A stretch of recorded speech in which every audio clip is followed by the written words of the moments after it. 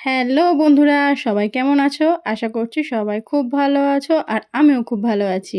আজ আবারও একটা রেসিপি নিয়ে চলে এসেছি, তেলে ঝালে চিতল মাছ। আমার এই চিতলের রেসিপিটা পুরোপুরি দেখার অনুরোধ রইল তোমাদের কাছে। তো প্রথমেই আমরা মাছগুলোকে হলুদ গুঁড়ো ও লবণ দিয়ে ভালো করে মাখিয়ে নিলাম। দেখো মাছগুলো এখানে আমি ছোট ছোটই কেটেছি, বেশি বড় সাইজের কাটিনি, তার একটাই কারণ বেশি বড় সাইজের কাটলে আমার ভাজতে খুব অসুবিধা হয়, সেই জন্য আমি ছোট সাইজেরই কেটেছি। আর এই মাছগুলো সবাই বা অনেকেই বড় বড় সাইজের করে রান্না করে, তাতে দেখতে সুন্দরও লাগে, খেতে ভালোও লাগে। তো সেই জায়গাতে আমি এখানে তার উল্টোটা কাজ করেছি, মাছগুলোকে আমি ছোট ছোট সাইজেরই কেটেছি। জানি দেখতে ভালো লাগছে না, তবু কেটে ফেলেছি, আর কি হবে। তো যাই হোক, মাছগুলোকে আমি একে একে তেলের মধ্যে দিয়ে ভালো করে ভেজে নিয়েছি।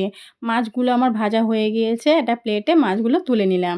তারপরে মাছ ভাজার যে তেলটা বেঁচেছিল তাতেই আমি রান্নাটা করব, সেই জন্য দিয়ে দিলাম 2টো শুকনো লঙ্কা, 2টো তেজপাতা ও গোটা জিরে। তেলের ওপরে দিয়ে দিলাম পেঁয়াজ বাটা। পেঁয়াজ বাটা আমি পুরোপুরি পেস্টের মতন করিনি, দেখো তোমরা দেখতেই পাচ্ছ আধ বাটা অবস্থাতে পেঁয়াজটাকে আমি ছেড়েছি। তো সেটাই দিয়ে দিলাম তেলের মধ্যে, দিয়ে সেটা ভালো করে একটু ভেজে নেব। তারপরে দিয়ে দেব টমেটো কুচি। টমেটো কুচিটাও দিয়ে আমি অনেকক্ষণ একটা কষিয়ে নেব।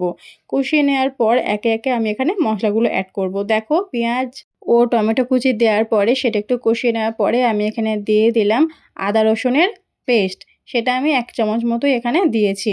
দিয়ে সেটাকেও একটু ভালো করে ভেজে নিলাম। তারপরে দিয়ে দিলাম জিরে বাটা। জিরে বাটাটা দিয়েও আমি একটু ভালো করে কষিয়ে নিলাম। তারপরে একে একে মশলাগুলো অ্যাড করব। মশলা বলতে এখানে আমি বেশি কিছুই অ্যাড করব না। প্রথমে দিয়ে দিলাম 1 চামচ পরিমাণে হলুদ গুঁড়ো, 1 চামচ লবণ ও 1 চামচ লঙ্কা গুঁড়ো। সেগুলো দিয়ে আমি ভালো করে এই মশলাটা কষিয়ে নেব। মশলাটা যাতে পুড়ে না যায় সেই জন্য এখানে আমরা সামান্য জল অ্যাড করব। দেখতেই পাচ্ছ আমি অল্প পরিমাণে এখানে জল দিয়েছি, যাতে মশলাটা পুড়ে না যায়, ভালো করে আমরা কষিয়ে নিতে পারি মশলাটাকে।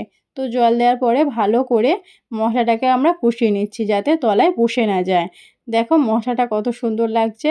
এইটা যেহেতু মাছের তেল ঝাল হচ্ছে, সেই জন্যই এই মশলাটাকে একটু ভালো করে কষিয়ে নিতে হবে। আমাদের সব কিছু ভালোভাবে কষানো হয়ে গিয়েছে, গ্রেভির জন্য আমরা এখানে জল অ্যাড করব। দেখো আমি এখানে অল্প পরিমাণেই জল অ্যাড করেছি, বেশি জল দেওয়ার কোনো দরকার নেই। বেশি জল দিলে তরকারির টেস্টটা সত্যিই কমে আসে। তো এখানে বেশি জল দেওয়ার কোনো দরকার নেই, অল্প পরিমাণে জল দেবে আর সময় নিয়ে এটাকে একটু ফুটিয়ে নেবে, তাহলে তোমাদের রান্নাটা পুরোপুরি রেডি হয়ে যাবে। আমাদের রান্নাটা অলমোস্ট কমপ্লিট হয়ে গেছে। ওপর থেকে ছড়িয়ে দিলাম ধনেপাতা কুচি আর দিয়ে দিলাম কয়েকটা চেরা কাঁচা লঙ্কা। রান্নাটা আমার হয়ে গিয়েছে, গ্যাস অফ করে ওপর থেকে ছড়িয়ে দিলাম গরম মশলা গুঁড়ো। তো আমাদের রান্না পুরোপুরি রেডি। আমার এই রেসিপিটা তোমাদের কেমন লাগলো অবশ্যই কমেন্টের মাধ্যমে আমাকে জানিও। ভিডিওটা ভালো লাগলে লাইক, কমেন্ট, শেয়ার করে দিও। আর আমার নতুন বন্ধু হয়ে থাকলে চ্যানেলটিকে সাবস্ক্রাইব করে আমার পাশে থেকো। তোমরা ভালো থেকো, সুস্থ থেকো। টাটা বন্ধুরা।